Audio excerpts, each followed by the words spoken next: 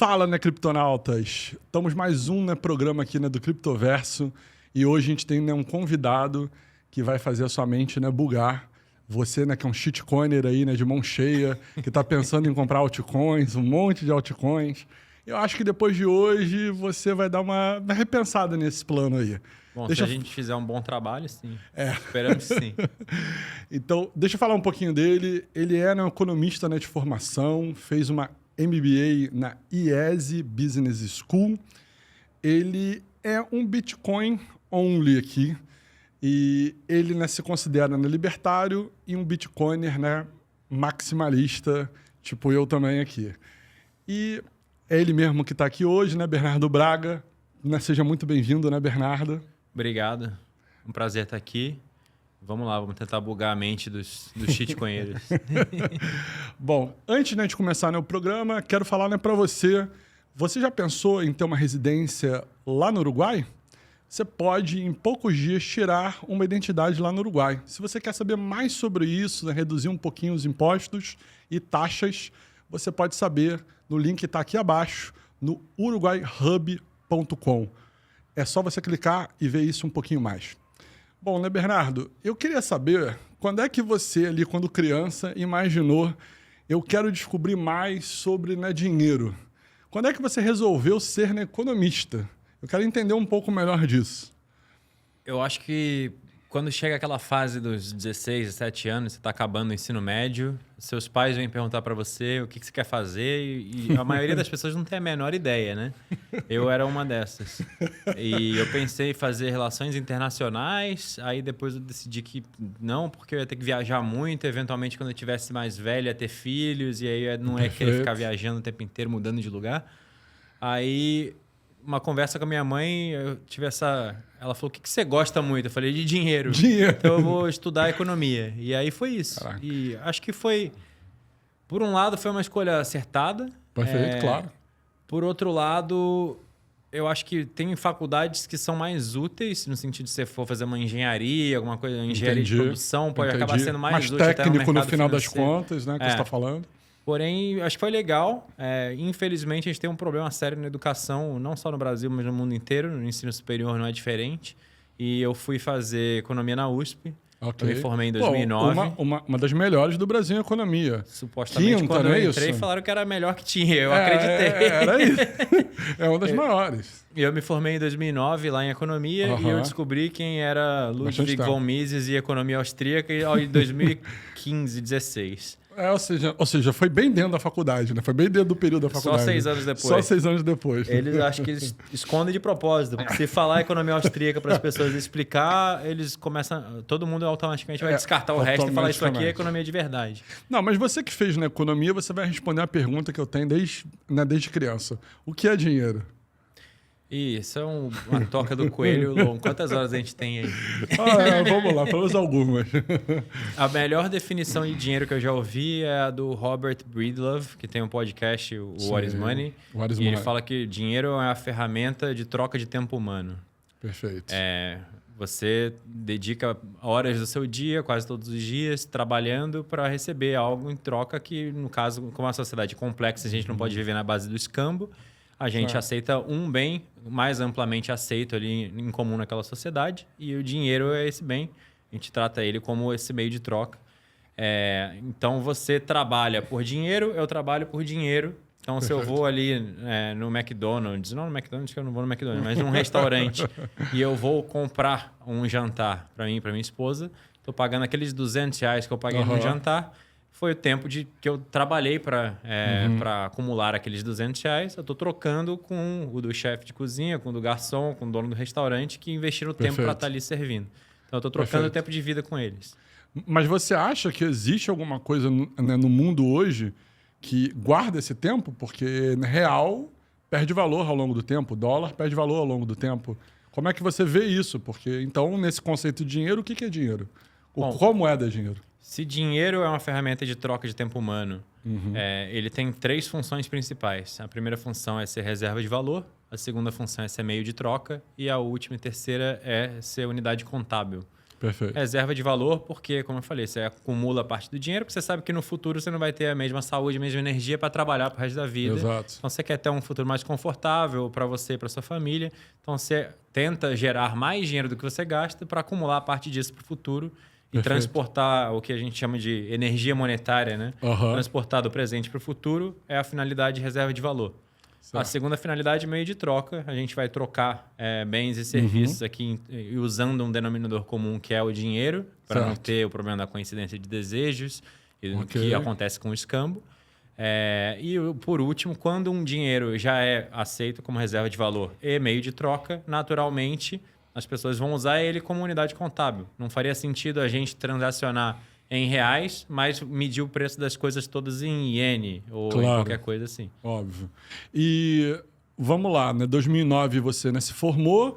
Nessa época, se não me falha na memória ali, 2006, 2007, antes ali, né, do crash né, que teve, né, em 2008, no mercado, né, financeiro era os maiores salários em disparada. Assim. Eu lembro que pagava-se muito bem no mercado financeiro. Paga-se bem, né, até hoje. Mas você saiu com essa cabeça de ir, né, para o mercado financeiro direto? Durante a faculdade eu vi rapidamente ali que todo mundo que era realmente bom na faculdade estava indo para o mercado financeiro. Tinha já essa mentalidade disso, né? Vamos tentar arrumar um trabalho numa asset, num banco de investimento. Corretora. E ficar 2, 3, 4 anos comendo pão que o diabo amassou, sendo humilhado, escorraçado, mas você acumula 3 bônus ali e muda a sua vida. Então eu fui nessa direção. Perfeito. E aí eu trabalhei numa corretora, que era um show de horror. Na época do IPO de Bovespa, BMF, Sim, era um caos, puro caos. Imagina. Aí eu fui trabalhar numa asset, vi o crash do Lehman Brothers em primeira mão ali na mesa de operações. Uau. Só que a asset... Foi muito grande o impacto? Pra quem estava ganhando não dinheiro diretamente, mas eu era estagiário também. Eu não tinha a menor noção do que eu estava vendo. Eu não sabia que era uma mudança de paradigma completa. Foi completa. Mas aí o fundo tomou um solavanco, eu acabei saindo. Perfeito. E aí, depois que eu me formei, eu fui trabalhar mais no lado de finanças corporativas. Trabalhei em M&A numa empresa de açúcar e álcool. Fiquei lá por um bom tempo. Depois fui para o mercado imobiliário. Então, eu saí desse mercado puramente financeiro e fui para o lado de finanças. Tá. Você, então, fazia cálculo, né, de valuation, né, M&A, né, para fazer merge and acquisitions, é isso, né? Exato. Tá, perfeito. E ainda se usava muito, né, fluxo de caixa, né, descontado, esse tipo de coisa ainda era usado muito? Principalmente DCF, fluxo de caixa descontado. Era isso mesmo que era usado até essa época.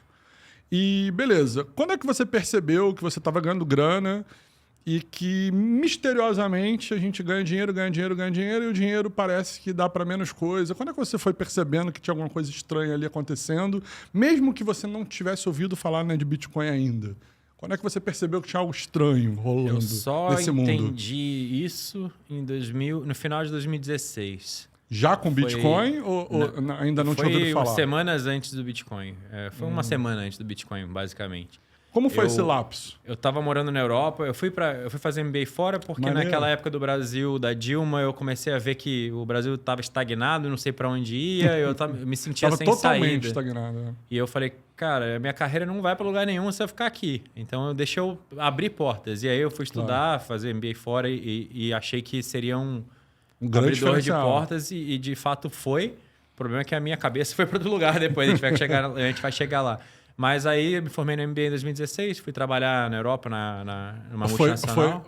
Foi lá que você teve contato com Mises? Foi lá que você teve contato com isso? Foi durante aquela fase. Acho que foi no segundo... Eu morava na Holanda e no segundo inverno holandês eu quase beirei uma depressão. Eu estava ficando louco, solitário naquele lugar.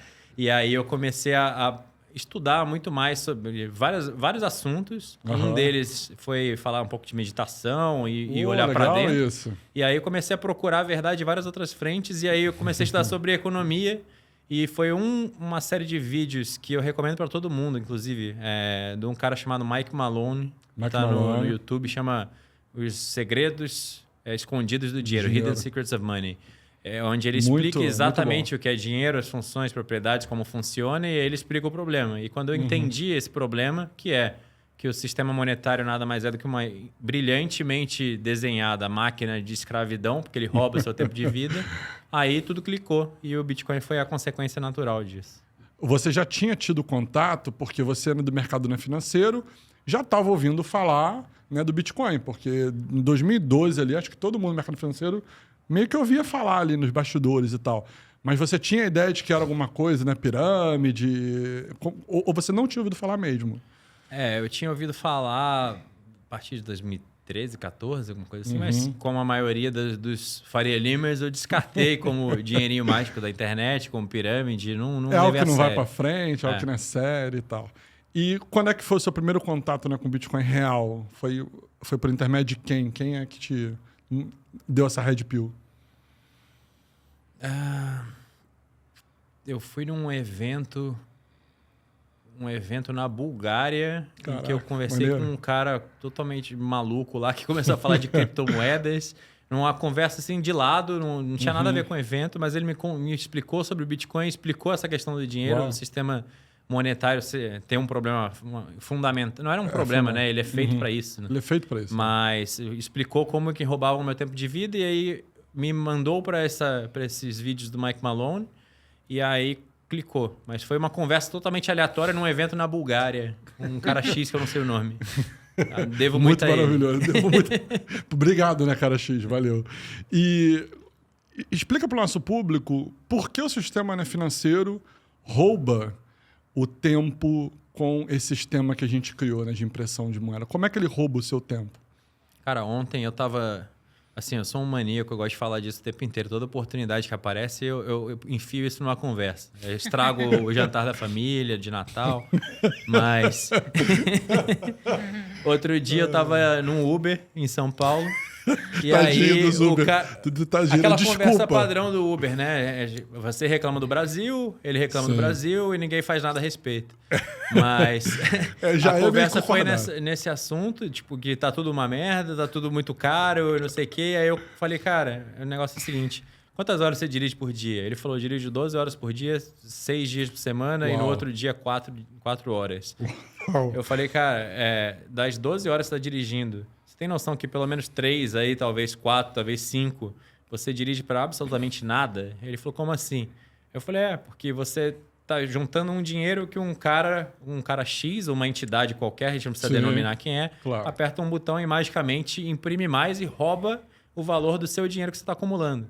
Então você está dirigindo para absolutamente nada porque estão te roubando o fruto do seu trabalho.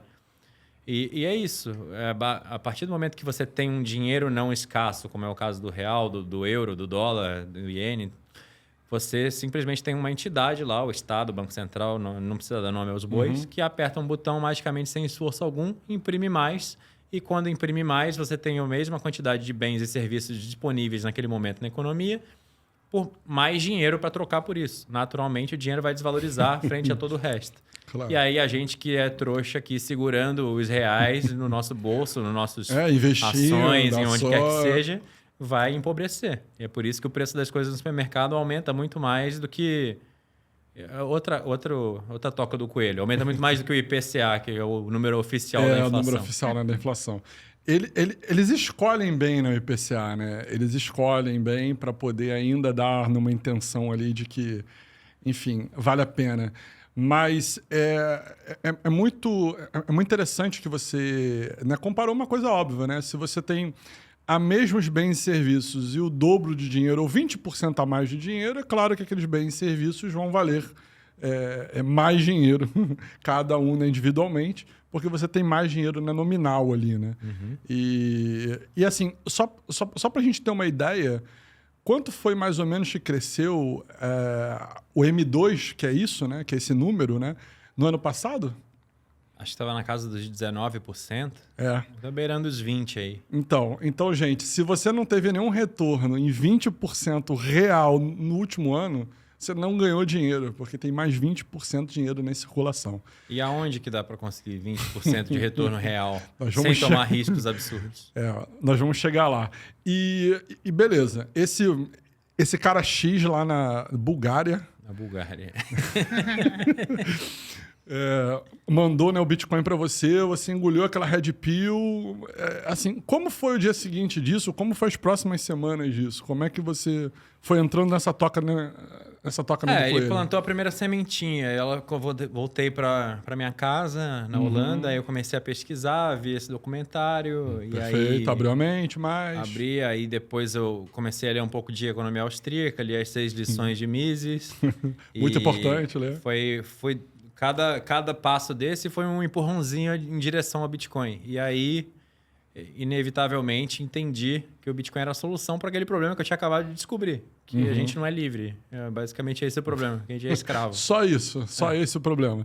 E quando é que você entrou mais, né, profundamente dando dinheiro por isso, né? Ou seja, quando é que você de fato, né, comprou? Porque ali você tinha entendido meio que racionalmente. Mas quando é que a grana começa a entrar ali na rede Bitcoin? Foi a primeira moeda que você comprou de fato? Sim, foi a primeira e por um bom tempo eu comprei só Bitcoin. Aí depois eu comecei a me desvirtuar aí pro caminho do pecado. Todo mundo passou por isso.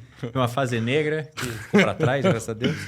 Mas foi logo depois, no final de 2016, começo de 2017. Como eu falei, eu estava morando em Amsterdã, trabalhando numa multinacional, ganhava bem, e aí eu tinha... Fluxo de caixa ali, nessa né? fase de passar um perrengue lá no segundo inverno, eu falei, cara, deixa eu sair. Eu estava morando numa casa que eu ficava... Tinha muito espaço lá para mim, não precisava daquilo, aquele luxo. E aí um amigo meu brasileiro que fez autoescola comigo, que morava em Alphaville, do lado da casa da minha mãe, foi morar em Amsterdã. Ele é programador e ele foi morar lá. Aí a gente dividiu um apartamento, bem mais barato. Começou a sobrar muito dinheiro todo mês e eu botava tudo em Bitcoin. Eu acumulei bastante Bitcoin e depois a gente pode entrar no detalhe aí de para onde foram esses Bitcoin. Para onde foi esses Bitcoin? O legado da altíssima preferência temporal que a gente traz do mundo doentio do sistema monetário quebrado me fez falando, esse negócio tem potencial explosivo, exponencial. Por que eu não tomo mais risco para tentar enriquecer em vez de daqui a 10 anos, semana que vem? E foi aí que eu perdi boa parte dos meus Bitcoins fazendo merda. Ou seja, você não acha que a gente deve, né, comprar, sei lá, Pepe, WIF, Bobo, que a gente deve comprar essas outras moedas porque elas estão dando, 1000%, gente. Não é isso que a gente tem que comprar. Assim, eu não vou falar para ninguém o que fazer, não fazer. Todo mundo é livre para fazer o que quiser. Mas você pode pegar dinheiro no agiota e jogar na roleta, se quiser. Pode ser que você ganhe dinheiro, pode ser que você se destrua. A maioria das pessoas se destrói fazendo isso.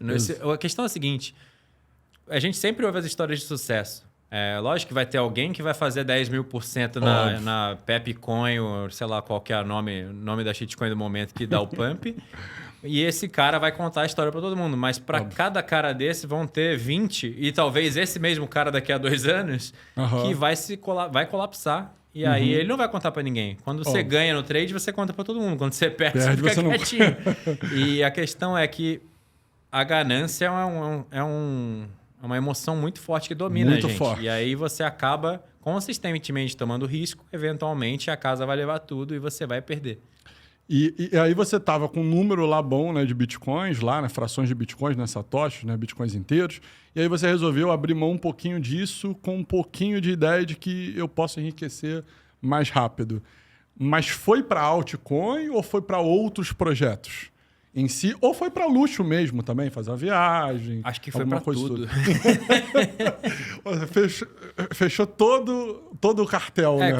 De viagem a altcoin. Eu acho que uma coisa que tem que sempre... Todo mundo que está começando nesse negócio, Bitcoin, altcoins, eu acho que a primeira coisa que você precisa ter convicção é que você precisa estudar antes de qualquer coisa. Ok, você pode comprar Bitcoin com o dinheiro que está sobrando ali.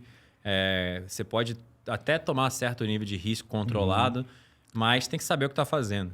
Se você não sabe o que está fazendo, você não vai ter convicção, você vai ser presa fácil para todas as armadilhas que existem nesse mercado, e existem muitas armadilhas por aí. Muitos. Eu caí praticamente todas ao longo da jornada e até hoje em dia ensino para as pessoas como não fazer o que eu fiz. Mas a ideia é, se você estuda, você entende, e se você entende, você tem convicção.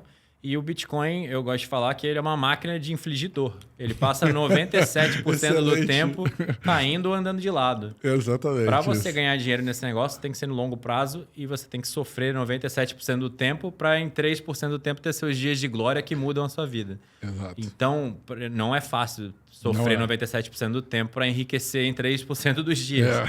Então, você tem que ter muita convicção para isso. Mãos de diamante, como dizem, né? Então, você começou a ter essa noção melhor de que você deveria guardar os seus bitcoins, né, de verdade e, né, parar de pegar essa altcoin, né, do momento, na tendência do momento. E quando é que foi o ano, né? 2016, quando é que foi o ano aí no futuro? Eu comecei a comprar no comecinho de 2017. 17? No começo, o primeiro erro, o primeiro pecado capital que eu cometi foi o trading. Tentar adivinhar o timing do mercado, ficar olhando o gráfico, porque eu achava que eu ia ganhar mais bitcoins fazendo isso.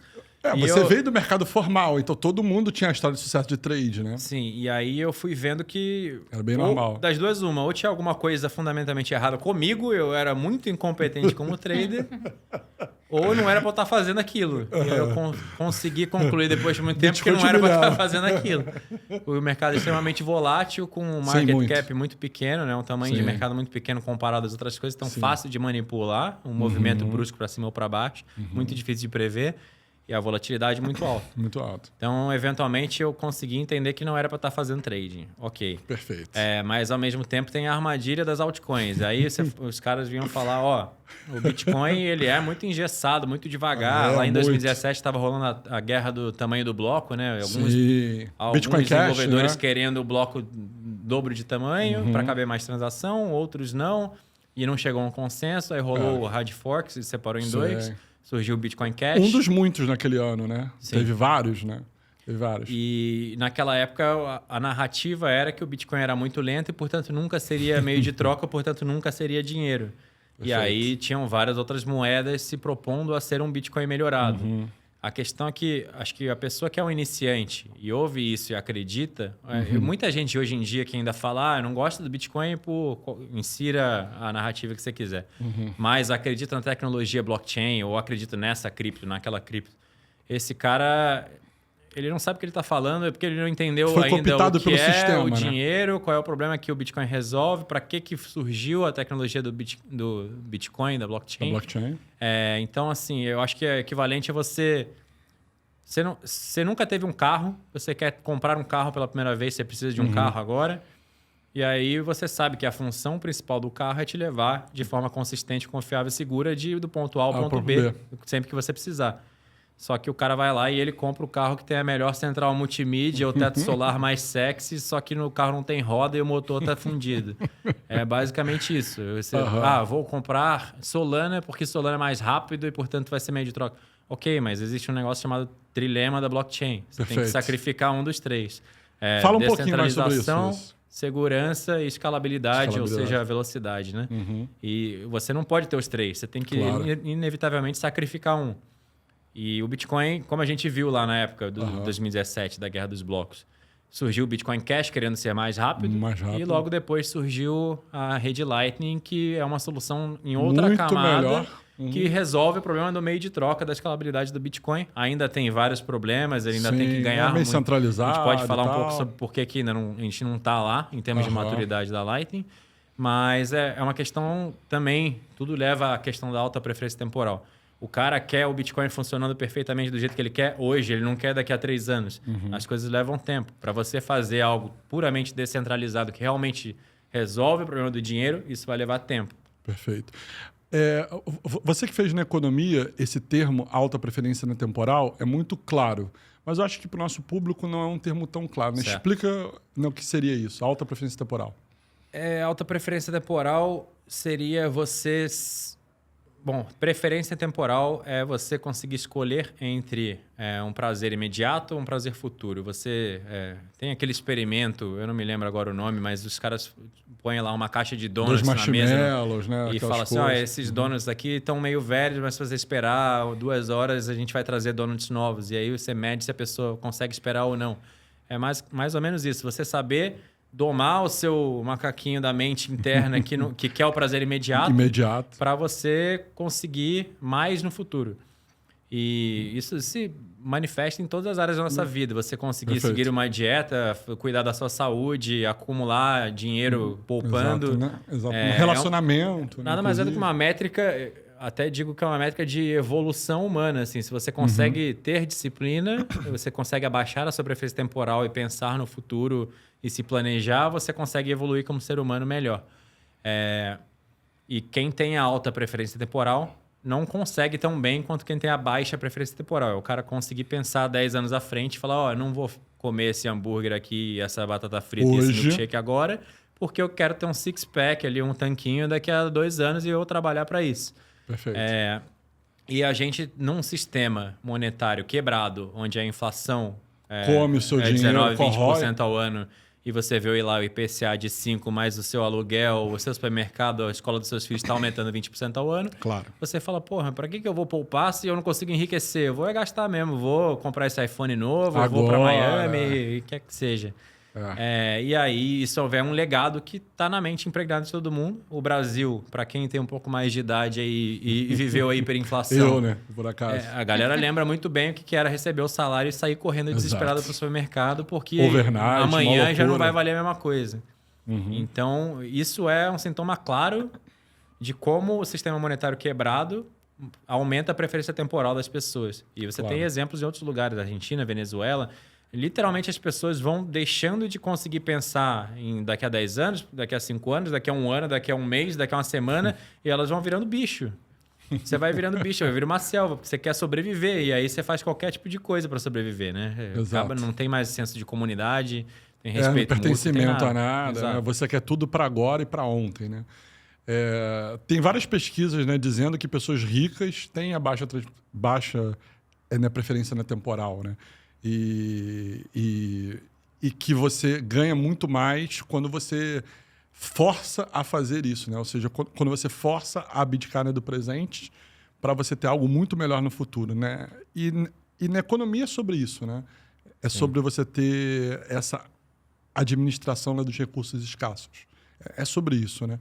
E tá ok. Então, a gente tem um cenário em que você já tinha percebido, né, que o Bitcoin não valia a pena, né, tradear. Mas você chegou ainda a tirar, né, Bitcoin para outra coisa além do trade? Ou você já percebeu que nesse momento era Bitcoin mesmo? Calma que a gente nem tocou na superfície de todos os erros que eu cometi. Teve o erro do trading, o trading com alavancagem, que é pior ainda. Esse aí é maravilhoso. O caminho rápido para a ruína. Ruína. Teve o erro de sacrificar a autocustódia porque você quer gerar yield, né? Você quer gerar juros em cima do seu Bitcoin. E na época era faroeste, não tinha nenhum tipo de olhar da CVM, da Receita Federal, de nada. Ninguém estava cuidando de nada. E aí eu perdi dinheiro em pirâmide. Você estava pagando quanto nessa época? Não tinha retornos garantidos. Eu caí na Atlas Quantum, né? A famosa Atlas Quantum que levou mais de R$1 bilhão de investidores, de vítimas. Investidores Brincadeira. Mas foi... Você botava seu dinheiro lá e eles falavam que tinha um algoritmo rodando, de inteligência artificial que fazia arbitragem entre exchanges ao redor do mundo. E aí você via na tela, os bitcoins depositados viravam números na tela, que ia aumentando 5% ao mês, qualquer coisa desse tipo. Maravilhoso. 5% ao mês de Bitcoin é maravilhoso. Você olhava a tela e falava, pô, tô enriquecendo mais rápido, que maravilha. Até o dia que você descobria que você tinha zero. Isso aconteceu repetidamente na história, desde lá de 2014 com o Mt. Gox até... na Atlas, o Brasil é a terra das pirâmides. O que teve de pirâmide aqui, nem... Teve a Bryce Company mais recentemente, teve o Faraó lá de Cabo Frio. Gás Company. Mas, além disso, dessa pirâmide, da Atlas Quantum, eu perdi dinheiro nisso. Lá fora do Brasil teve casos gigantescos, né, de fraude com FTX, BlockFi, Celsius, etc. Todo mundo colapsou porque o pessoal abriu mão da autocustódia e ficou com 0 bitcoins. Então teve esse pecado capital também. O pecado capital das shitcoins e de ficar seduzido aí pelo canto da sereia dos outros projetos que se propõem a ser melhores do que o Bitcoin. Que é querer o carro com a central multimídia bonito, só que não olhar para se ele tem roda ou se tem motor. E por último, um que eu falo bastante foi eu não fiz uma gestão de risco adequada, que seria... Eu estava convicto, 100% convicto, que o Bitcoin ia resolver o problema da humanidade, que é o problema do dinheiro quebrado. Perfeito. E aí eu falei, cara, eu vou dar all-in nesse negócio, não quero ter mais nada, não quero ter patrimônio nenhum que não seja Bitcoin. Só que eu falei também, não quero mais trabalhar para os outros, eu vou empreender.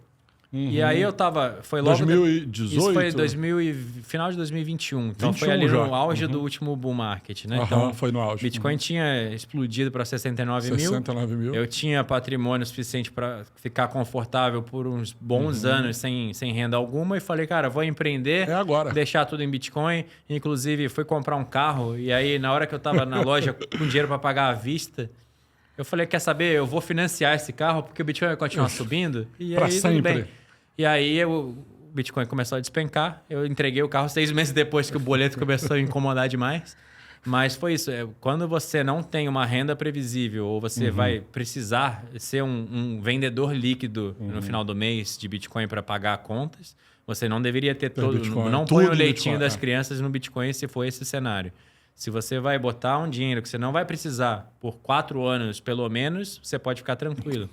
Se você é concursado ou você tem uma estabilidade, você sabe que você não vai ser demitido, não vai perder aquela renda, você pode tomar um pouco mais de risco. Você não precisa botar só o dinheiro de 4 anos que você vai segurar, mas vem caso a caso. Assim. Você quer ser totalmente seguro, 4 anos, por causa da política monetária do Bitcoin, é meio que garantido que daqui a 4 anos o preço vai estar maior do que está agora. Tá. Você acha que chamar Bitcoin de ativo é algo que acaba... Porque ele é uma classe nova que acho que a gente nunca viu na história. Se a gente pega o ouro, né, por exemplo, ele tem uma inflação, né, todo ano e você tem mais ouro sendo gerado, né, todo ano. E a quantidade de ouro só aumenta no mundo porque tem lá uma inflaçãozinha de 2%, né, 3% em média por ano. Mas na Bitcoin ele tem uma coisa que é oposta a isso. Né? Ele tem um número já, né, definido, né, matematicamente, né, algoritmicamente, e você tem uma deflação ali rolando. Então, cada vez tem menos Bitcoin surgindo. Ou seja, então nós podemos usar o mesmo nome, né, ativo, né, financeiro, porque eu acho que acaba tendo...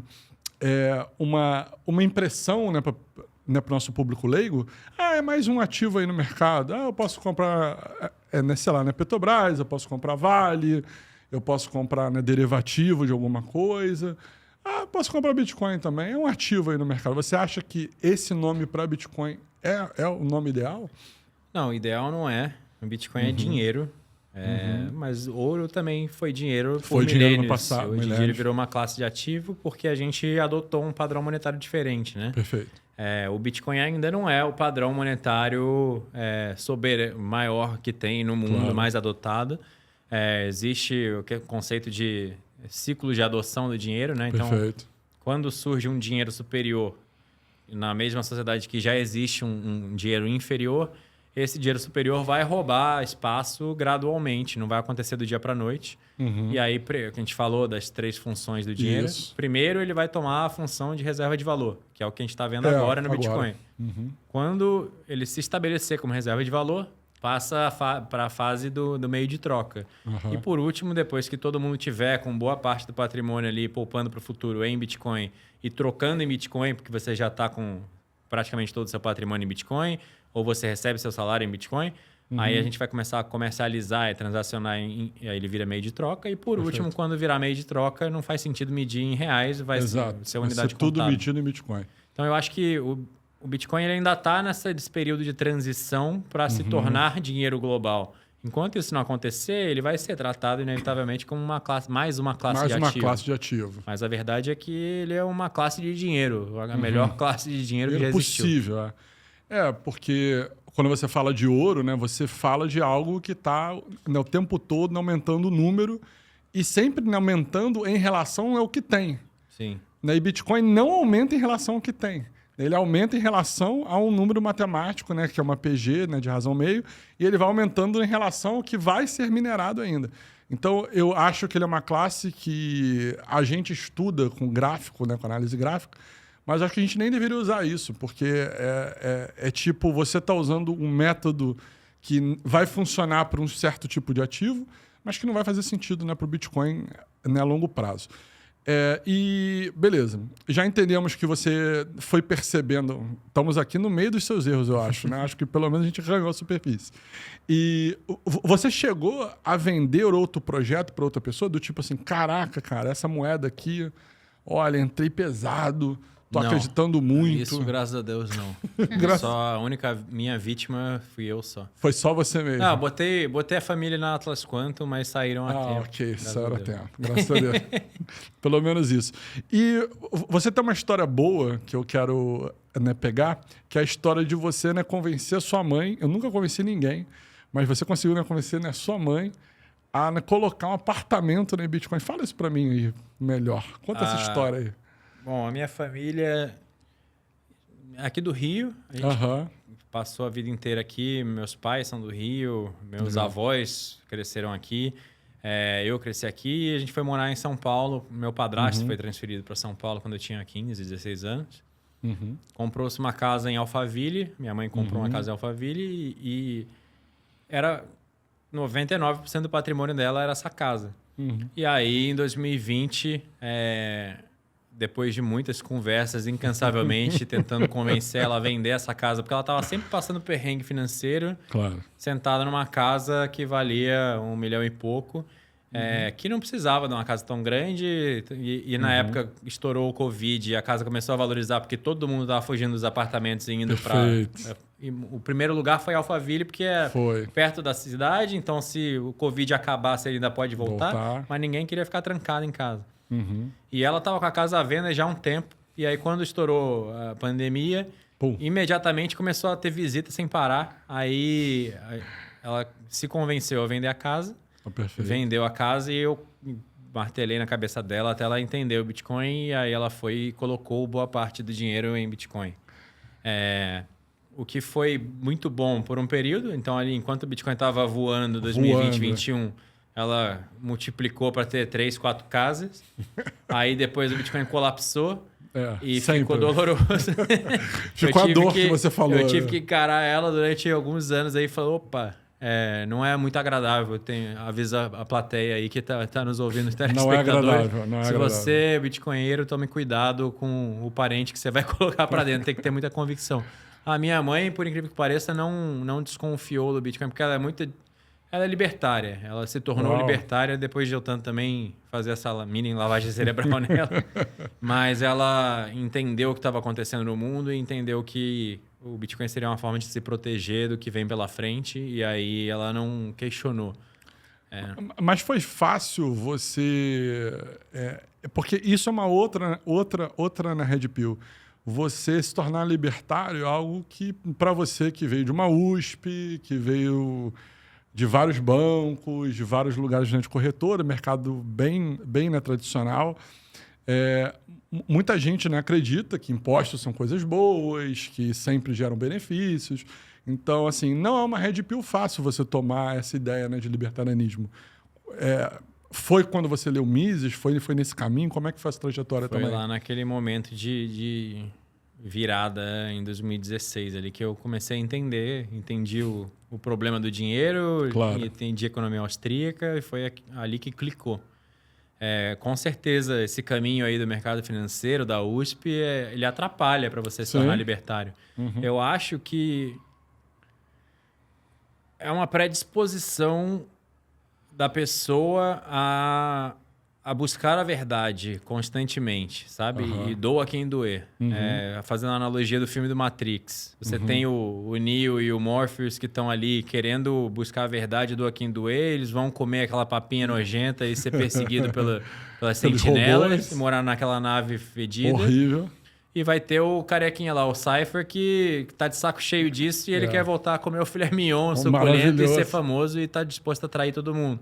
A maioria das pessoas não tá afim. E aquela frase do Morpheus que disse, a maioria das pessoas é tão inerte e dependente do sistema que eles vão lutar para defendê-lo. E aí, se você é um Faria Limer que está ganhando muito dinheiro no sistema, que você está próximo da impressora de dinheiro, por que você vai lutar para combater se você está ganhando nesse jogo? Mas como é que você chega a isso? Porque não é trivial. Você estava em bons cargos, bons lugares, viajando bem. Eu acho que foi... É difícil isso. Não é trivial para você, porque você estava ganhando o jogo, de certa forma. Mais ou menos. Eu acho que eu sempre tive muito esse valor central da liberdade, sabe? Eu achava que eu era livre até entender que eu não era. E aí, quando eu entendi que eu não era, eu falei, porra, mas eu quero ser livre, e não importa. Mesmo. Se eu tiver que ser pobre, mas eu vou ser livre. E aí comecei a estudar e o Bitcoin passou a ser a minha missão de vida na hora, assim, quando eu entendi que era a solução para libertar a humanidade da escravidão. Perfeito. O que será que esse cara X na Bulgária falou pro Bernardo? Realmente. Felipe, eu acho que faltou só isso, esse discurso, para você convencer seus amigos e famílias lá em 2013. Eu quero entender o que esse cara X falou, porque eu já tentei convencer meus amigos e família, nada. Eu tentei convencer meu irmão em 2010. A minha mãe teve uma proposta excepcional para onde ela morava. E eu falei, agora? Vende agora, para ontem, vamos embora. E aí nada, né? Pô, mas em 2010? Nunca, não. Mas não era para pôr nem Bitcoin não, porque nem eu acreditava tanto assim. Pode ficar tranquilo. Não era para pôr tudo em Bitcoin não. Mas era já para ela fazer em dólar, porque já era óbvio para mim em 2010 que o dólar ia ser R$5 em breve. Isso era óbvio. Com obra no Rio de Janeiro a nível absurdo, nego imprimindo dinheiro a nível absurdo, era claro para mim que o dólar ia disparar. E aí, dolarizando o dinheiro, teria valido 6 imóveis, sei lá quantos imóveis, estava 1,80 o dólar nessa época. Mas, vindo um pouquinho mais para o presente, você então entrou para a comunidade Bitcoiner, você começou a entender melhor, percebeu que deveria, desde o início, ter juntado o Bitcoin e só isso mesmo, ponto. E quando é que você toma a pílula, que eu acho que é a pílula máxima, que é uma curva de aprendizado para você chegar nela, que é a pílula da autocustódia, gente. E isso, para mim, é assim, a gente, desde criança, deixa o dinheiro no banco, deixa o dinheiro com alguém. A gente não tem essa coisa do, não, eu tenho que ser responsável pelo meu dinheiro. Vai ter o SUS, caso eu não pague um plano, vai ter alguém para cuidar de mim. Sempre a gente meio que terceiriza e muita gente vai até dentro da igreja para isso, para pedir orientação para o outro. A gente está o tempo todo jogando a responsabilidade da nossa vida, de Deus, de tudo, para o outro. Sim. Então, assim, não é muito fácil tomar a pílula, que eu acho que é a pílula final, de, beleza, eu vou juntar Bitcoin e eu vou fazer autocustódia. Essa é uma pílula complexa. Me explica quando é que você realmente assim, falou, caraca, autocustódia é a parada. Eu acho que desses erros todos que eu cometi, os primeiros do trading, da alavancagem, das shitcoins, foram na primeira fase. E aí teve o divisor de águas ali em 2020, que eu, de fato, virei um maximalista e entendi as coisas. Isso aconteceu porque esses primeiros erros me custaram muito Bitcoin. Sim.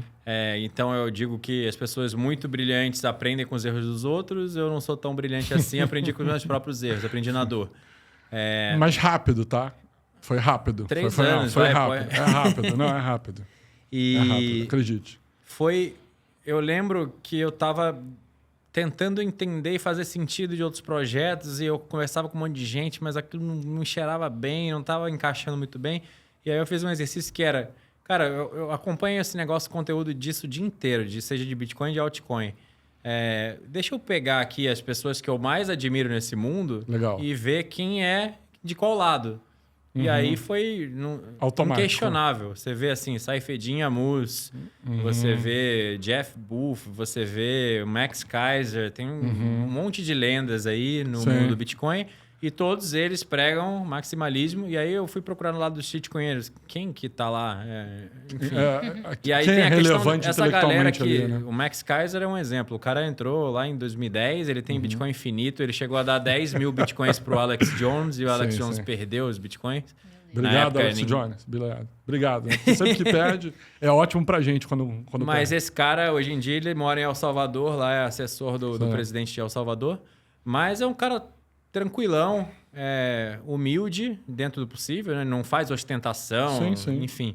E aí você vê o lado das shitcoins, todo mundo falando de Lamborghini, ostentando, jogando dinheiro de helicóptero. Eu falei, porra, não é isso aqui que eu defendo, é outra coisa. Libertar a humanidade da escravidão não é ficar... Isso aqui é mais do mesmo. Mais do mesmo. E aí eu entendi que ficou óbvio para mim que o caminho certo a investigar era aquele, era o caminho do Bitcoin Only, e comecei a entender por quê. Perfeito. E a adoção da autocustódia? Porque A aí autocustódia em si- é o passo que dá medo, né? Vem no ethos. Quando você vira um maximalista, você entende que o que os caras martelam na sua cabeça o tempo Martelo. inteiro é not your keys, not Not your your Bitcoin. coins. Então, se você não tem as chaves, o Bitcoin não é seu. Perfeito. E aí fica óbvio ao longo da história com todos esses casos de Bitcoins deixados em exchanges que viraram pó. Não viraram pó, viraram Bitcoin de outra pessoa. De outra né? pessoa. Quem tava Normalmente com o do dinheiro dólar. na FTX descobriu na dor. Quem tava com o dinheiro na BlockFi, a Celsius descobriu na dor. Quem botou dinheiro na pirâmide descobriu. Então, isso ficou meio escancarado depois que a Atlas Quanto colapsou. E aí eu entendi. E aí eu comecei a aprender sobre carteiras frias e testei várias. Acabei montando meu próprio multisig lá e aí usando isso. Interessante. Fala um pouquinho sobre essa parte, né, de multisig, porque você passou pela escala de ter uma carteira tipo uma Trezor, uma Ledger, que é uma hot wallet, ou você pulou esse passo direto para ir para uma Airgapped? Não, eu tive uma Ledger, troquei por uma Trezor, depois troquei por uma Cold Card. Já E aí depois troquei por 2 Cold Card. Mas a Cold Card para mim é a melhor carteira fria que existe. Ela tem lá o slotzinho para você colocar um cartão micro SD. Claro. E, portanto, você conecta ela no computador apenas para a fonte, para alimentar a energia, né? Mas ela não lê dados, não está conectada à internet de forma alguma. E aí usar isso já traz uma sensação de segurança e de soberania individual absurda. Quando você cuida do outro risco que vai além, que é o que chamam de single point of failure, né? Que é o ponto único de falha. Seria, como o Renato 38 chama de risco furadeira no joelho. Se alguém entrar na sua casa e você tem seus bitcoins dentro da sua cold card na gaveta ali, o cara vai te torturar. Vai pedir a senha. Torturar sua esposa, os seus filhos, até você inevitavelmente dar os bitcoins para ele. Agora, se os seus bitcoins estão num multisig, que quer dizer que você precisa de mais do que uma chave privada para assinar uma transação e mover aqueles bitcoins. Se uma chave privada está na sua casa, outra está no escritório, acabou. O cara vai entrar na sua casa, ele vai torturar quem quer que seja, ele não vai levar seus bitcoins. Só que a questão é a seguinte, é lógico que você não quer morrer, não quer ver sua família nessa situação, porém, o cara, só de existir isso, ele vai entrar numa casa de uma família, vai tentar e não vai conseguir. Perfeito. Ele vai ter alguns homicídios nas costas e 0 bitcoins. Se ele tentar de novo. Então, inevitavelmente, o bandido, o vagabundo vai entender que é mais fácil roubar joias, roubar ouro, roubar qualquer dólar do que roubar bitcoin. Então, traz a segurança contra isso. E, além disso, traz a redundância, que é a segurança contra você mesmo. É você fazer cagada aí e essa é melhor. você ainda ter uma outra chave para poder... Tipo, se você perdeu uma das chaves, você tem a outra. Mais outras 2 ali para você poder assinar a transação. Tá perfeito. Tentar ser impulsivo não vai conseguir. Agora não. Agora não. Eu vou ter que ir para outro lugar, né, para conseguir. E quando é que você... Porque você, né, convenceu, né, sua mãe. Então, assim, é um poder de convencimento alto, né? Eu nunca convenci minha mãe a nada, inclusive. Eu sei perder essa discussão com ela. Eu acho que foi mais mérito da minha mãe do que meu. Legal. Não, é dos dois, né? Com certeza. E você deve ter tido um monte de amigos ali em volta de você que deviam te perguntar sobre isso. Sobre a parte de Bitcoin, como é que funciona, como é. Quando é que você percebeu o seguinte... Eu tô respondendo a mesma pergunta 40 vezes por dia. É melhor eu, sei lá, aparecer, fazer vídeo sobre isso, fazer conteúdo sobre isso, montar uma consultoria sobre isso, enfim. Quando é que você percebeu que todo mundo tem as mesmas perguntas o tempo todo? Vamos lá. Assim, sendo muito sincero, 99% das perguntas que eu recebo dos meus amigos são: e aí, tá na hora de comprar? Qual vai ser o preço no ano que vem? Sempre tá na hora de comprar. Essa que é a resposta. Ou quando o Bitcoin tá caindo, o cara fala: o que aconteceu que essa porra tá caindo que eu comprei? É isso. Mas, respondendo essa pergunta de quando que eu decidi dedicar meu tempo a isso, eu acho que cada ser humano na Terra tem um chamado que tá lá martelando na sua cabeça. E quando eu entendi esse negócio e meu valor central é a liberdade, eu entendo que o Bitcoin é a ferramenta para a gente alcançar isso. O máximo. E aí não adianta. Eu posso querer me enganar, eu posso querer ir trabalhar em qualquer outra coisa, gastar meu tempo com outra coisa. vai ficar uma pulga atrás da orelha, eu vou dormir pensando que eu não estou fazendo o que eu deveria estar fazendo na minha vida. Perfeito. E isso não é incansável. Muita gente passa a vida inteira sem fazer o que o chamado manda. Exato. E chega no fim da vida cheio de arrependimento e falando, porra, Exato. eu devia ter gasto meu tempo com outra coisa. Uhum. Inclusive, a única coisa mais escassa que o Bitcoin é o tempo de vida, né? A gente, se você perguntar para o Warren Buffett se ele daria metade da fortuna dele para ter mais 30 anos de vida, com certeza ele falaria que sim. Na hora. 90% eu acho. E aí não existe nada mais cruel do que esse sistema que rouba o nosso tempo de vida, que é algo mais escasso ainda do que o Bitcoin. Exato. E quando tudo isso começou a fazer sentido e eu vejo que as pessoas estão tão perdidas nesse sentido, eu acho que eu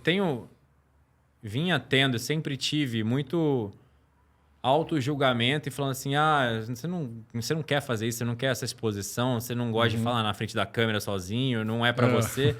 Só que eu entendi que não tem outra saída. Se eu quiser responder esse chamado, ter o impacto, vai ter que ser ajudando outras pessoas a entender o que eu entendi e seguir esse caminho, porque é o que pode ditar se daqui a 10 anos elas vão estar revirando lixão na Venezuela brasileira ou se elas vão estar abundantes e vivendo com liberdade em outro lugar. E assim, hoje na sua consultoria, o que você aborda para o cara? Porque você é um cara que teve a experiência completa, do início ao fim, tanto de errar, como de acertar, como de fazer, como de corrigir, como de melhorar. Então você tem tudo. Você hoje faz uma custódia que eu considero, na parte de segurança, muito forte, cara? Multisig é muito forte. E como é que você hoje faz? Você ensina todo esse processo para a pessoa? Você pega na mãozinha ali, dele mesmo e vai guiando ele por esse processo, ensinando ele. A ideia é essa. Então, como eu não estava muito confortável com virar um influencer e criar uma rede social gigantesca, eu só fui fazendo o que era confortável para mim, respeitando os limites, né? Os seus confortável próprios, é escrever. Eu sempre gostei de escrever. Legal. Então, eu usava o Twitter. Eu ainda uso o Twitter, eu não uso o Instagram. Até testei ali, depois dei uma abandonada. Entendo. Mas o Twitter é onde eu ponho as minhas ideias e eu gosto de escrever no Twitter. E aí, eventualmente, começou a surgir a oportunidade de conversar com um amigo aqui, outro ali, virou naturalmente a consultoria. E na consultoria, eu entendo que a maioria das pessoas que estão começando ou cometem erros e desistem, porque o erro machuca, Muito. ou não entendem o Bitcoin por um único motivo. Elas não entenderam o que é dinheiro e não entenderam o que há de errado no sistema atual e, portanto, não entendem o problema que o Bitcoin resolve. Claro. Se você não entende esse pedaço aqui, você não vai... Nada que você Nada faça... vai fazer sentido. Você pode vir pela tecnologia, você pode gostar de blockchain, não sei o quê. Você precisa entender essa parte aqui. Senão, não adianta. Perfeito. Então, começa por aí, os fundamentos. Então, geralmente eu faço 3 calls de 1h30. O primeiro é sobre os fundamentos. Então, o que é dinheiro, história do dinheiro, propriedades e função do dinheiro, o que torna o Bitcoin o melhor dinheiro que já existiu e, portanto, por isso que ele vai continuar crescendo eternamente. O infinito sobre 21 milhões, né? Que tá tatuado aqui. Maneiro. Tá bem lindo. Mas explicar isso para o cara, para ele entender que, de fato, entendi o problema que ele resolve. Se o cara comprar a ideia, ele vai ficar alucinado, ele vai querer saber mais imediatamente. Perfeito. No segundo call, a gente entra mais na parte prática, que é como, quando, onde, quanto comprar. Ou seja, como você compra Bitcoin, aonde, né? Em exchange... O que você indica hoje, já dando uma dica aqui para o nosso público, o que você indica hoje? Mais fazer P2P ou mais pegar as nossas grandes corretoras aí que existem e comprar nela mesmo? Varia muito de acordo com o perfil. Com o perfil da pessoa. Não adianta grana você investida, falar, na verdade, também, não adianta você falar muito dinheiro, um cara que tem muito 50 milhões de reais de patrimônio e quer botar 10 milhões de Bitcoin, disso em Bitcoin, 5 sei milhões lá. de Bitcoin.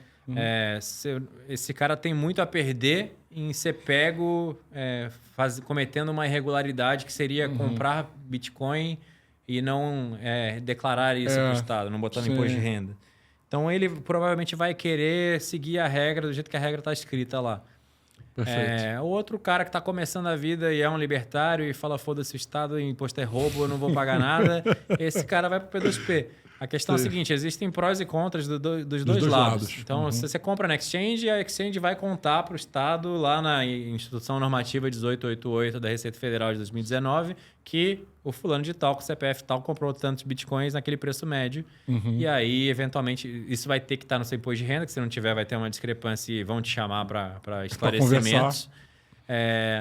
Então, você sabe que o Estado sabe que você tem Bitcoin. Perfeito. Isso pode ser um problema? Se você não vender, teoricamente, o Estado não vai te taxar por um lucro não realizado. Ainda pode não ser realizado. Que o déficit está aumentando tanto que daqui a pouco, para rolar a dívida, eles vão ter que ficar criativos. Né? Mas ainda não está acontecendo. A questão é que já tem um histórico no Brasil de muito vazamento de dados de imposto de renda. Sim. E aí, se você compra lá 10... Vamos falar um Bitcoin, vai? Comprou um Bitcoin, botou no seu IR... Daqui a 5 anos, um Bitcoin está valendo 100 milhões de reais, um número absurdo. Você quer que esse imposto de renda caia na mão do PCC ou de algo do tipo? É melhor não. É melhor você não... Pelo menos não estar no Brasil se isso acontecer. Né? Pelo menos. Então, tem esse lado a se pensar. Agora, o lado do P2P... A gente agora está falando de acelerar o plano do Drex, né? Enquanto os Estados Unidos está querendo banir CBDC e descartando, e a gente está indo na direção oposta. Né? E então, assim, vai ficar cada vez mais difícil a vida do P2P como profissão. Perfeito. O cara está tomando riscos absurdos. Se eventualmente o seu P2P é chamado lá na salinha do delegado para esclarecimentos e toma um couro, é capaz dele quebrar o sigilo bancário dele e vazar nome de todo mundo que já comprou. Isso pode ser um problema. Só que existem caminhos para mitigar isso também. Então, assim, varia muito de cada um. Mas você ensina regra de isso. Bolsa, eu ensino os prós e contras de cada lado, vejo com o cara o que é mais adequado para ele e o que ele deveria fazer, dadas as circunstâncias dele. Né? Se você quiser comprar na Exchange, existem manobras, você pode fazer. Não faço isso, não recomendo para ninguém, isso é fora da lei, não façam isso em casa. Mas você pode comprar uma outra criptomoeda, né? Uma stablecoin de dólar da vida. E declarar essa parte. E aí, depois que está fora da jurisdição brasileira, você troca essa stablecoin através de uma forma privada, que seria uma outra solução, a Liquid Network. Troca isso, faz um swap para comprar Bitcoin no final da linha. É uma técnica avançada que é fora da lei, não façam. E depois você ensina ele a fazer a parte de multisig no final ou você vai um pouquinho mais devagar, né? Voltando porque lá no segundo call, eu falo como, quando, onde comprar. Então, explica a diferença entre exchange, P2P, etc. Os prós e contras de cada um. Aí, de quanto em quanto tempo comprar. Então, assim, eu tento comparar o que é melhor como estratégia. Se o cara vai botar tudo de uma vez ou se ele vai fazer uma compra recorrente, ali, o DCA, né? O Dollar Cost Averaging. Perfeito.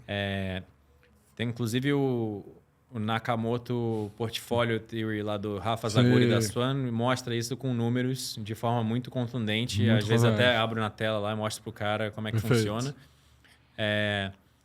E quanto comprar também é muito importante. Você saber quanto do seu patrimônio você vai alocar em Bitcoin, que seria basicamente a alocação de portfólio / gestão de risco. Você não quer botar o leitinho das crianças, que nem eu falei no Bitcoin, porque se você quiser vender daqui a pouco, e você ele pode caiu vender 90%. Exatamente. Então, isso é o segundo pilar. E aí eu entro na parte da autocustódia já, falando sobre tipos de carteira fria, carteira quente, multisig, etc. E o terceiro e último call é pegar o cara pela mão e falar, o que você quer fazer com essa 1h30 que você tem aqui? Você quer fazer um setup do multisig? Você quer configurar a sua carteira fria junto comigo? Você quer comprar na exchange? Não sei o quê. Então, é meio que a parte prática. E, além disso, tinha um mês de suporte via WhatsApp que eu ia respondendo dúvidas. Só que agora eu já entendi que eu só tenho 24 horas no dia, preciso dormir, preciso passar um tempo com a minha esposa. Então, eu nunca vou conseguir alcançar gente suficiente dessa forma. Nunca. Então, eu estou gravando o conteúdo todo da consultoria num curso. Bacana e isso. criar uma comunidade. Então, em vez de dar suporte no WhatsApp, as pessoas que comprarem a consultoria enquanto o curso não está disponível, elas vão automaticamente ganhar a comunidade, acesso à comunidade. E dentro dessa, na comunidade, os mais avançados vão meio que ajudando os outros e a coisa vai meio crescendo. Tem esse ganho de escala aí, de networking, com certeza.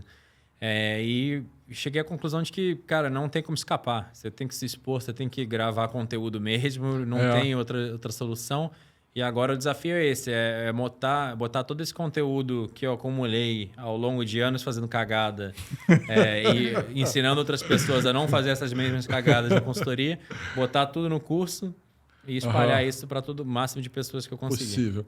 Eu acho que em breve tempo, né, de vida, eu acho que, né, pessoas como você vão ser, né, consideradas aí mártires da nossa, né, comunidade, porque as pessoas não têm ideia do quanto você fazer autocustódia é importante.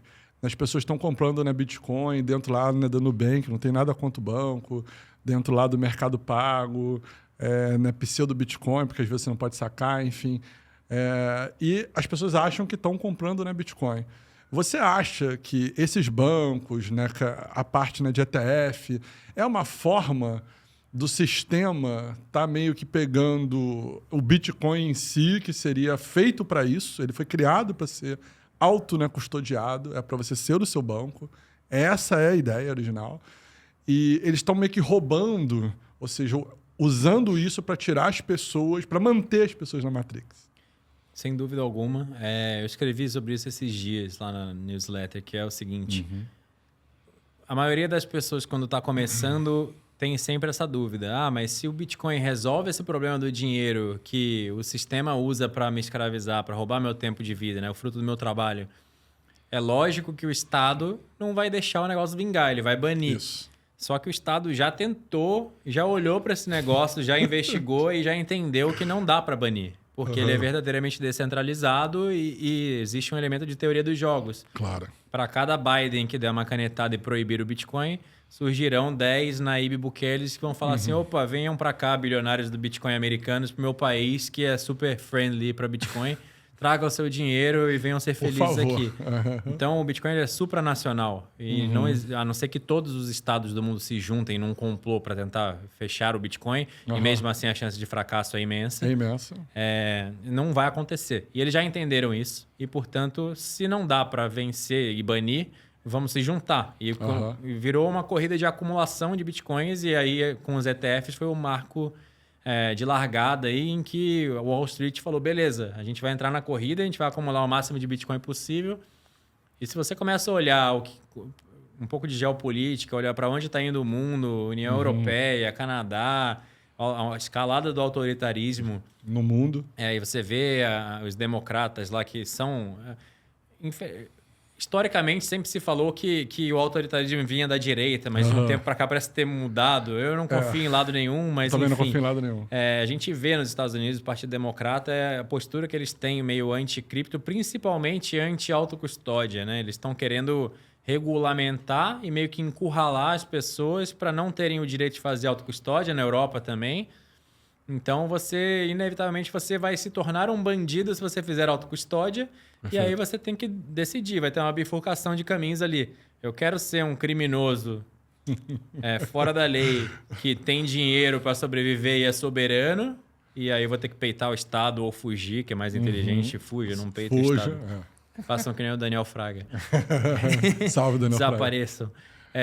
Ou você vai obedecer e aí você vai ter promessas de Bitcoin. Bitcoin na mão de um terceiro. E lembrando que em 1933, o FDR, o Franklin Roosevelt, presidente dos Estados Unidos, passou a ordem executiva 6102, uma canetada, e confiscou o ouro da população, ouro físico. Então, se você tinha ouro físico, você era obrigado por lei a entregar o seu ouro físico para o governo. Aí você ganhou dólar, né? Foi uma vantagem, ganhou dólar, né? em troca, que virou pó em comparação ao seu ouro físico ao longo dos meses seguintes. A mesma coisa vai acontecer com Bitcoin. Então, se você compra ETFs da BlackRock, o Larry Fink agradece. Eventualmente, esses Bitcoins serão dele e não seus. Exato. Isso que eu acredito que vai acontecer no futuro. Vocês dois têm muito background parecido, é bizarro. A gente estava nos bastidores e eles falaram duas coisas parecidas e agora eles falaram a mesma coisa. Você deu um exemplo que o Felipe falou hoje no almoço. Aí eu tô assim, que vocês conversaram ontem, não é possível. Não, pior que não, mas a gente entende um pouquinho, né, o mercado, vê para onde, né, tá arrumando, e eu acho, né, que várias dessas criptos, não todas, mas várias dessas criptos, vários ETFs, várias dessas ideias, né, da BlackRock, né, comprando, outros grandes fundos, né, comprando, é um pouco para isso, de fato, né? É um pouco para fazer as pessoas não terem nosso Bitcoin, elas terem um projeto, né, de Bitcoin, porque elas têm medo da autocustódia, elas têm medo de ser dona do seu próprio dinheiro. Elas querem ter um saque, né, para onde elas ligam e falam assim, caramba, né, eu perdi a minha chave aqui, eu quero ligar para alguém para saber onde está a minha chave. Existem soluções, assim, o Bitcoin está se tornando cada vez mais user-friendly, né? Está ficando mais fácil. Você entrou há milênios atrás, você sabe o quão complexo era na época. Eu nem tinha noção do que era Bitcoin. Mas era só mato. Hoje em dia está cada vez mais fácil e a cada mês aí surgem novas soluções que tornam o Bitcoin ainda mais fácil de transacionar, de armazenar.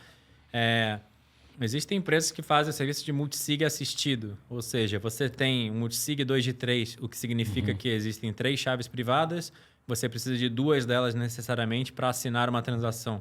Perfeito. Você pode ter um 2 de 3, onde você tem as 2 e a empresa tem o terceiro. Ou seja, ela tem uma chave, ela não consegue te roubar nem que ela queira.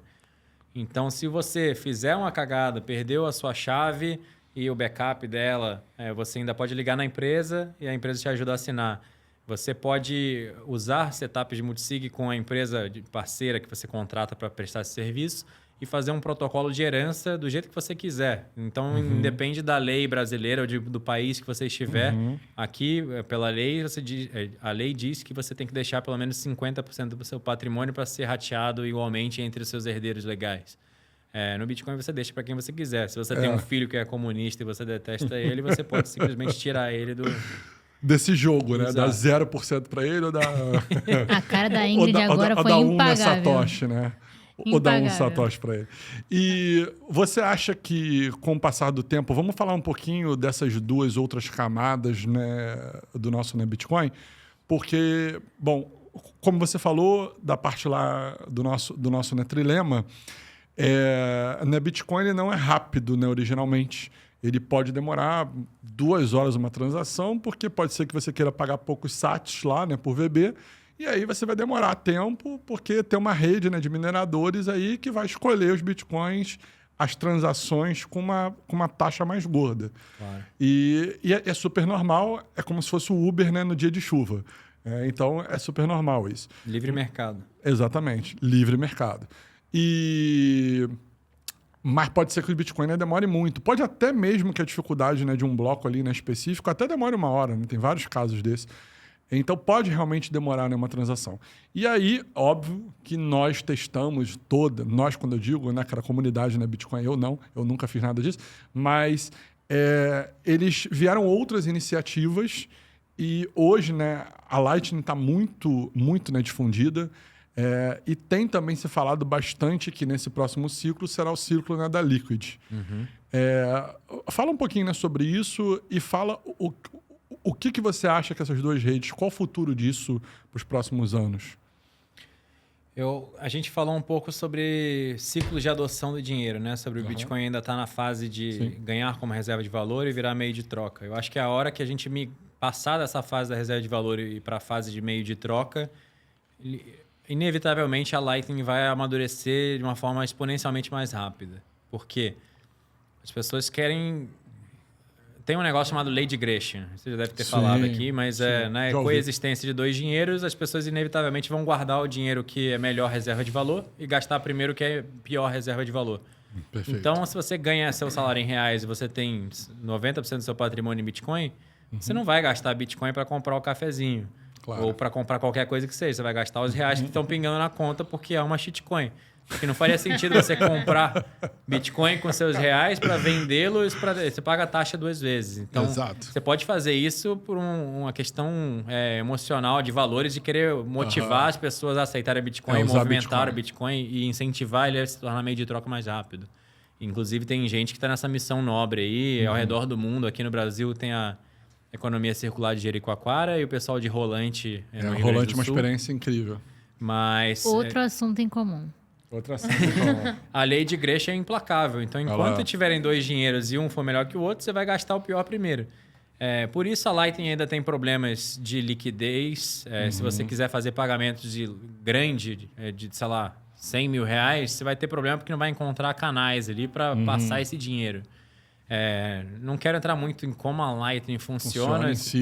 porque acaba desvirtuando sendo a muito conversa. complexo. Mas é uma forma de transacionar instantaneamente a custo praticamente zero, sem passar pela blockchain, e resolve esse problema.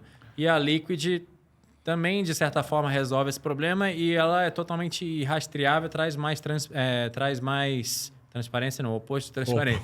Traz mais anonimato, você pode que a gente gosta muito. com total privacidade, diferente de você transacionar on-chain, porque aí você tem lá a sua chave pública e dá para ver tudo num livre-razão aberto.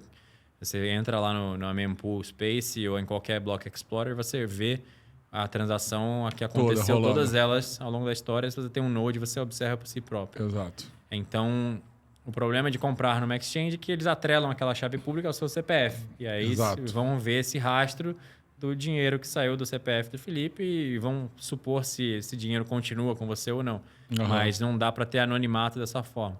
Quando você passa pela Liquid, você esconde esse rastro. Porque são menos nós, né?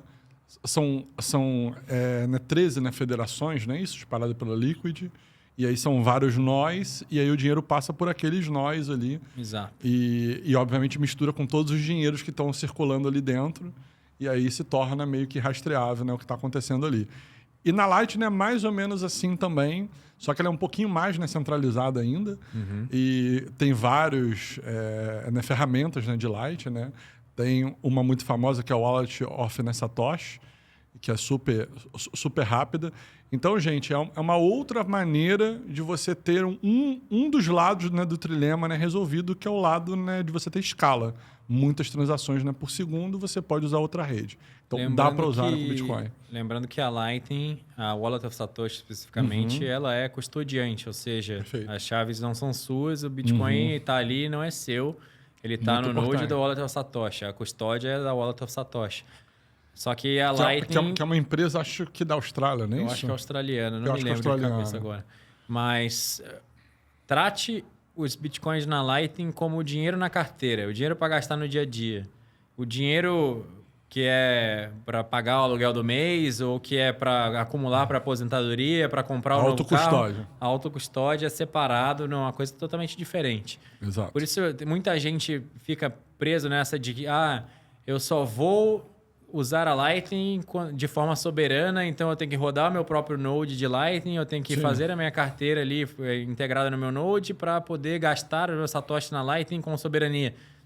Tá, mas dá um trabalho do cacete. O iniciante não quer fazer isso. Tem que rebalancear canal. Eu não faço isso porque dá muito trabalho para pouco benefício. Não, e você pode perder dinheiro. Se você não tiver um volume razoável de dinheiro, você pode perder na hora de liquidar. Você então, pode perder dinheiro. Eu sempre defendo que, cara, não reinventa a roda, faz o feijão com arroz que funcionou para a maioria das pessoas, usa uma carteira custodiante de Lightning, a não ser que você seja um expert ou que você tenha curiosidade de aprender. Claro. Se você tem, vai em frente, show de bola. Mas se você tá aqui para... Você não precisa saber como um avião voa para entrar no avião e chegar no destino, né? Então, eu defendo que usar a Wallet of Satoshi, eu uso ela no dia a dia, mas eu não ponho dinheiro que realmente de verdade, importa. Né? Põe ali R$2.000 para quando você vai viajar e depois sobrou, bota de volta na soberania, na autocustódia. Você teve alguma experiência de chegar em um local e usar de verdade Bitcoin ali para tudo naquele local? Ou só a rolante ali? Você chegou aí em rolante já? Eu fui para rolante, eu fui para Jericoacoara, bem no comecinho do projeto. Eu já fui para conferência na Bitcoin em 2022 em Miami, então dava para usar bastante. Dava para usar bastante. Acho que foi mais isso, mas rolante foi bem marcante, assim, porque uma cidade, literalmente uma microcidade no interior do Rio Grande do Sul. Perto ali de Gramado, né, Canela? Hiper bitcoinizada muito rápido, assim, muito, muito rápido mesmo. 160 pontos de venda, aceitam Bitcoin lá. E o pessoal meio que aceitou muito sem atrito, sabe? Sem fricção. Eu acho que o pessoal era muito conservador e ficou muito decepcionado com o resultado da eleição. E os caras estavam lá no momento certo, na hora certa, e começaram a falar na orelha deles e todo mundo comprou a ideia. Rápido, foi rápido. E você vê algum projeto dentro da rede Liquid para a gente guardar Bitcoin ou alguma outra ideia que você tem visto por aí que parece ser um bom projeto para ajudar a nossa comunidade Bitcoin? Cara, eu acho que uma coisa que tem chamado bastante atenção e que resolveu um grande problema, que foi essa experiência do usuário e facilitar o uso da Liquid / Lightning, né? Porque ele integra duas coisas. É a carteira Aqua. Da Gen3, super do famosa. SensaMO. Os caras falaram, a gente está criando uma carteira que é para facilitar o uso desse negócio. Eu quero colocar a bordo o próximo 1 bilhão de pessoas e é para sua tia usar. Ela não precisa saber o que é a diferença entre Lightning e Liquid. Tem lá Bitcoin on-chain e off-chain e você transaciona entre um outro. De tem um para outro, se você na quiser. Liquid. Você pode mandar o USDT numa outra rede e faz o swap automático e vira o USDT na Liquid. Então, ela facilitou muito para quem é um iniciante e não quer aprender a parte técnica. Tem vários outros projetos você aí pode rodando. e você pode ter acesso à sua chave privada, de fato. Sim. Que é a parte boa, né? Você tem acesso à sua chave Aqua privada, de fato. Tem autocustódia. Cara, deixa eu olhar agora. Não, quero pode falar olhar. besteira. Não, é bom que a gente já olha aqui na hora e tira dúvida. Aproveita e Sim, comenta sim, sobre sim, a sim. Wallet of Satoshi, que tá aqui o QR Code na tela. Gente, e se você tem alguma dúvida, quiser fazer uma doação aí pro canal, tem, né, um QR Code, né, da Wallet of Satoshi. Ela tá num cantinho aqui, eu não sei se é esse, não sei se é esse. E aí você deixa aqui. Mari tá falando que é para cá, gente. Do outro lado, do lado do É pro outro Bernardo. lado, é pro lado do Bernardo. Então, você pode fazer nessa doação de forma, né, anônima. Nós não pretendemos nunca, jamais na vida ter, né, superchat.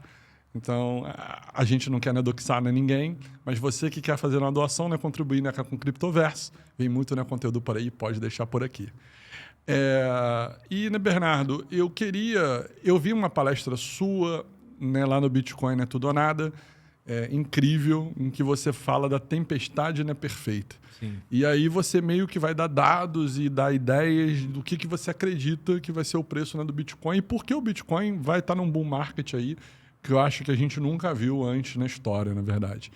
E, né, fala um pouquinho, né, para o público sobre isso, explica um pouquinho, dá de forma rápida essa palestra para o público. Eu acho que 2024 tem uma confluência de vários fatores que torna-se o ano mais otimista da história do Bitcoin. O próprio Michael Saylor estava no evento em Portugal, em Madeira, que ele falou que em janeiro de 2024 começou a corrida do ouro do Bitcoin, que vai durar 10 anos. Por que 10 anos e por que começou agora? Em 10 de janeiro de 2024, a CVM americana, a SEC, aprovou os ETFs spot, o que quer dizer oficialmente que o Wall Street entrou no jogo da acumulação, na corrida de acumular bitcoins. E isso abre uma porteira para todo o capital institucional, todo o fundo de pensão, fundo soberano, qualquer coisa que você possa imaginar, pode simplesmente, em vez de ficar dois psicopatas aqui, assim, no conselho de 12 pessoas que gerem, sei lá, trilhões de dólares. Trilhões. E tem muita Trilhões burocracia, impressos. muita governança, tem o cara do compliance, tem um time de compliance, tem o auditor, você tem que pensar em várias frentes. Era literalmente impossível você convencer um hedge fund, se você estava ali dentro do conselho de investimento, você convenceu as outras pessoas que vocês têm que fazer uma alocação de, sei lá, 1% em Bitcoin, porque você tem que lidar. Como que vai fazer a custódia disso? Como vai fazer a contabilidade disso? Como que vai auditar isso? E o compliance e não sei o quê? Não dava. Isso ia virar motivo de chacota. Depois de 10 de janeiro de 2024, ficou tão fácil quanto apertar um botão lá no home broker ou mandar o broker executar a ordem. É comprar ETF da BlackRock, da Fidelity, de qualquer que seja. Você escolhe um dos 11 e manda bala. É tão bom quanto o Bitcoin autocustódia? Não, mas você tem a exposição direcional e já... Para a gente que faz autocustódia, é ótimo, porque essas pessoas estão comprando e o preço vai subir. O preço está indo lá para cima. Então, se antes era praticamente impossível por questões burocráticas esses caras entrarem, agora é extremamente fácil. Só que ainda tem algumas barreiras psicológicas, alguns entraves burocráticos, você tem que mudar o mandato do fundo, você tem que incluir isso no comitê, explicar... enfim, tem algumas coisas que tendem a levar alguns meses. Esses meses já correram, a gente já está há 5 meses aí da aprovação, né? Quase 5 meses. Então, a qualquer momento você vai observar fenômenos como um fundo de pensão americano, europeu, etc., comprando 2, 3, 4% do patrimônio do portfólio ali em ETF.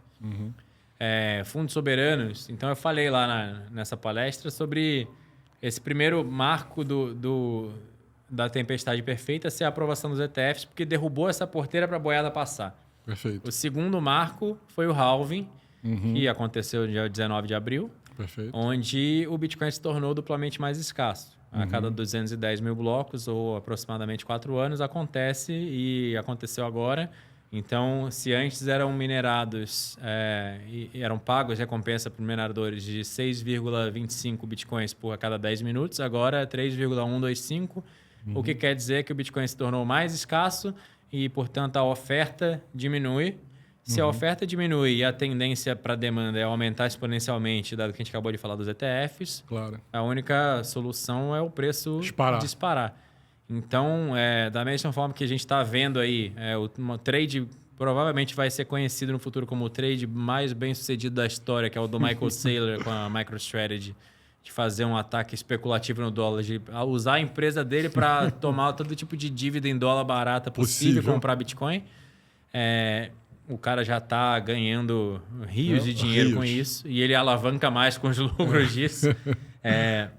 Você tem o Nayib Bukele em El Salvador com um experimento extremamente bem sucedido que pegou o país mais, se bobear, o segundo país mais violento do mundo e transformou no país mais seguro das Américas. Está mais seguro que os Estados Unidos. Sim. E a economia está saindo do que era um buraco, do nada. Ele está construindo um país, literalmente, e atraindo os cérebros mais brilhantes da nossa indústria para lá. Então, assim, inevitavelmente as pessoas estão observando isso. Os chefes de Estado de outros países estão ali na cola disso. Que estão às margens do sistema, estão olhando e tentando pensar como eles podem replicar. Os grandes pools de capital institucional, os grandes CEOs de empresa listada em bolsa também estão observando o Michael Saylor e falando, porra, será que não dá para fazer isso? Já tem outras tentando fazer isso, né? Então, eu acho que é questão de tempo até a gente ver um sheik árabe ou um novo head de um fundo de pensão gigantesco aí falando, cara, vamos alocar aqui 1% do patrimônio em BTC via ETF ou fazendo autocustódia, o que quer que seja. Mas se isso acontecer, o preço ele literalmente dispara do dia para a noite, né? Perfeito. Então, é isso. Você já deixou um satoshinho valendo pelo menos $1 milhão lá dentro da Binance lá no futuro? Deixou um satoshinho lá perdido a preço futuro para comprar? Ainda não, mas tá nos meus planos. Não custa nada fazer isso. Deixar um satoshinho lá. Eu vendo esse satoshi aqui por $1 milhão. Bota uma ordemzinha de venda lá. Bota uma ordemzinha de venda lá de $1 milhão por um satoshi. Porque ainda tem a questão dos ciclos das ondas de hodl, né? Que é o seguinte. No ciclo passado, 2017, você pode analisar lá as carteiras, os endereços, o quanto os bitcoins ficaram parados em um endereço só. E isso está se acumulando e se concentrando cada vez mais. Ou seja, lá em 2017, naquele ciclo, 40% dos bitcoins que estavam já minerados, né, em circulação, eles não mudaram de endereço em pelo menos um ano. Agora, nesse último ciclo, foi 70%. O que quer dizer que as pessoas que estão acumulando o Bitcoin e segurando são cada vez mais os hodlers de longo prazo. São os maximalistas, os caras teimosos que já entenderam que não tem valor em mais nada, que não existe direito de propriedade em mais nada. E o cara não vai se desfazer do Bitcoin dele para comprar qualquer outro ativo, uma ação da Magalu, ou uma ação da Microsoft, ou qualquer que seja. É terra soberana só que a gente quer. Então, literalmente, o cara vai desfazer daqueles bitcoins para comprar a casa dos sonhos dele, para mudar de país, para comprar o sonho dele, que será, sei lá, um mega iate ou qualquer coisa que ele queira. Então, ele para consumo. Claro. Ele não vai trocar como uma posição no portfólio. O que significa que os bitcoins vão se tornar ainda mais escassos. E quando secar os bitcoins que estão nas exchanges, que estão secando, está cada vez mais escassos, a hora que acabar, se tiver lá... A última ordem saiu a $200 mil. E não tem nenhuma ordem de venda de 200 até 1 milhão. Se o cara botar a mercado para comprar e bater um satoshi a 1 milhão, o preço novo é 1 milhão. Exato. Então, isso pode acontecer. Esse crescimento exponencial instantâneo pode acontecer a qualquer momento. E você acha que o preço do Bitcoin para esse novo ciclo... Sendo conservador e não sendo conservador, o que você está vendo aí? para onde está indo esse preço? Eu não... Vamos nos É um comprometer exercício aqui de- em errar. Vamos nos Sim, comprometer para errar aqui também. Não temos bola de cristal. A gente não tem bola de é cristal. um exercício de adivinhação, Sim. mas muito se fala em pelo menos $400 mil nesse ciclo. Eu acho que pode ser muito mais do que isso. Caramba. Eu diria que, sendo conservador, eu acho que $400 mil para esse ciclo pode ser nos próximos 2 anos, aí, alguma coisa assim. Mas não tenho a menor ideia. Tá. Se cair, tá bom. Se subir, tá bom. Se continuar de exato. lado, tá bom. Se cair, tá bom porque a gente compra mais barato. Exato. Se subir, Muito tá bom mais. porque a gente enriquece. Aham. E se andar de lado, tá bom também, porque a gente compra no preço que tá agora, que tá muito barato ainda. Tá muito barato. E você acha que a gente agora pensando um pouquinho mais lá no futuro, esses grandes players que dominam, né, o dinheiro global há um século, né, mais de um século aí, se a gente pensar, na verdade, ali século XVIII e tal, esses caras já dominam o dinheiro global, dominam as terras, dominam tudo que tem valor de verdade no mundo, eles já dominam. Nós não vamos ter que, em algum momento, toda a comunidade, né, Bitcoin, não vai ter que, em algum momento, trocar os seus Bitcoins por algo que eles já têm, entre aspas, de forma infinita, uma quantidade de ilhas não ocupadas absurdamente, iates, como você mesmo, né, falou, aviões, jatos, terra soberana. Você não acha que, de qualquer forma, a gente está meio que jogando, e aí eu estou indo numa teoria própria, né, que é de conspiração, que no frigir dos ovos, em algum momento, a gente vai trocar Bitcoin por alguma coisa, seja até uma terra soberana, que seria tipo o ápice do negócio, ou seja um jato, seja uma viagem dos sonhos, seja uma boa escola para os filhos, enfim, seja qualquer coisa. Eles não vão, em algum momento, acabar pegando esses Bitcoins porque eles dominam todo o resto? Ou você não vê isso como uma possibilidade de ataque ao Bitcoin? Aí já falando de uma teoria de conspiração. Eu acho que a gente está observando a maior transferência de riqueza da história da humanidade, de um sistema falho e quebrado para um sistema que é puramente descentralizado, que as mesmas regras valem para todos. E aí, sim, pode ser que se você vai comprar terras e todas as terras são do Bill Gates, ou insira o nome do bilionário que você quiser, você inevitavelmente vai ter que dar Bitcoin para eles. Porém, diferente de todas as outras classes de ativos, vamos usar esse nome, Sim. na história, onde primeiro os bilionários e o capital institucional chega para depois o varejo pegar só o que sobra ali da rebarba, né? Dessa vez foi diferente, porque quem acumulou o Bitcoin ao longo dos 3 primeiros ciclos foram os malucos fora da curva que... Os nerds gordinhos do computador. Exatamente, foi um indivíduo. E agora, em 2024, o capital institucional está correndo atrás do prejuízo. Mas não sobrou nada quase para eles. Então, eu acho que vai ser um nivelamento aí de regras do jogo, vai ficar mais justo o sistema de forma inevitável e vai fazer uma diferença grotesca. E sim, se você quiser comprar terras, talvez você tenha comprado um bilionário e ele vai acumular Bitcoin inevitavelmente. Mas qual seria a alternativa? A alternativa seria desrespeitar os direitos de propriedade do bilionário, mesmo que ele tenha acumulado isso de forma antiética, Estranha. através de ser amigo do rei, estar do lado da impressora de dinheiro. O capitalismo, ele nada mais é do que respeitar o direito de propriedade. Se você desrespeita o direito de propriedade, você não tem capitalismo. Perfeito. E assim, Concordo. você tem que respeitar o direito de propriedade até do cara que assaltou o banco e não foi pego, não pagou cadeia. Porque senão vira selva de novo, né? Se ladrão rouba ladrão, tem 100 anos de prisão, isso é uma falácia. Sim, sim. Se todo mundo for por essa e todo mundo acha uma desculpa para justificar por que o cara merece ser roubado. Então, a gente precisa de alguma... Inclusive, o conceito de Estado nasceu para garantir o respeito aos direitos de propriedade. Perfeito. E ele cresceu tanto, ficou tão inchado, que ele virou o principal desrespeitador dos direitos de propriedade. Ele, na verdade, é dono de tudo, né? O Estado é dono de tudo, né? Dono da nossa propriedade, é dono de tudo. Se você não pagar os impostos, é dele no final das contas. Exato. Você não tem terra, você não tem imóveis. Você tem um aluguel para o Estado, né? Você paga o IPTU, que é aluguel para o Estado. Exatamente. Tem o meme lá que o cara vai no Detran e fala assim, oi, vim pegar minha licença para usar minha propriedade, por favor. É mais ou menos isso. Você tem que pedir licença para tudo hoje em dia. No Brasil, pior ainda. É fato. Você tem algum projeto que você esteja hoje, né, envolvido, além de ensinar para as pessoas e fazer essa parte que é a mais importante da na custódia? Ou você está pensando em alguma coisa? Você tem canal próprio? Fala um pouquinho mais dessa parte aí, desenvolvimento sua. Bom, eu estava trabalhando em outras coisas no mundo Fiat, minerando Fiat, como a gente chama.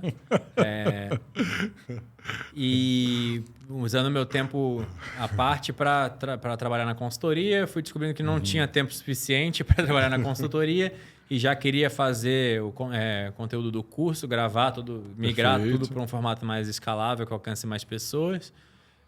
Criando uma comunidade agora, então a gente tem um canal de YouTube, chama Better Money. Better Money. Canal Better Money no YouTube. Ok.